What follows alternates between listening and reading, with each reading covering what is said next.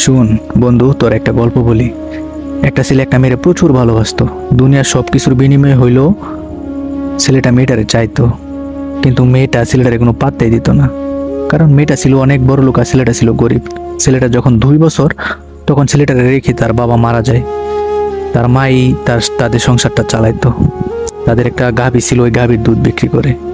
হঠাৎ একদিন ওই মেয়েটা ছেলেটারে রেখে না বলতেছে যে, তুমি আমার পিছনে ঘুরতেছো, তোমার আমি কোনোদিন ভালোবাসবো না, এটা কোনোভাবে সম্ভব না, আমার পিছনে আর সময় নষ্ট করো না। তখন ছেলেটা বলতেছে, দুনিয়া সব কিছুর বিনিময় হইলো আমি তোমার চাই, আমি তোমার অনেক ভালোবাসি, তোমার ছাড়া বাঁচবো না, মানে নানা রকম ভাবে ইমপ্রেস করার চেষ্টা করতেছে। তখন মেয়েটা বলতেছে যে, তুমি যদি তোমার আর আমার নামে একটা যৌথ ব্যাংক অ্যাকাউন্ট কইরা ওই অ্যাকাউন্টে 30 লাখ টাকা রাখতে পারো, তাহলে আমি ভেবে দেখবো তোমাকে ভালোবাসি কিনা। তখন ছেলেটা বাসায় চলে আসে। বাসায় এসে কান্নাকাটি কইরা মারে বলে সবকিছু।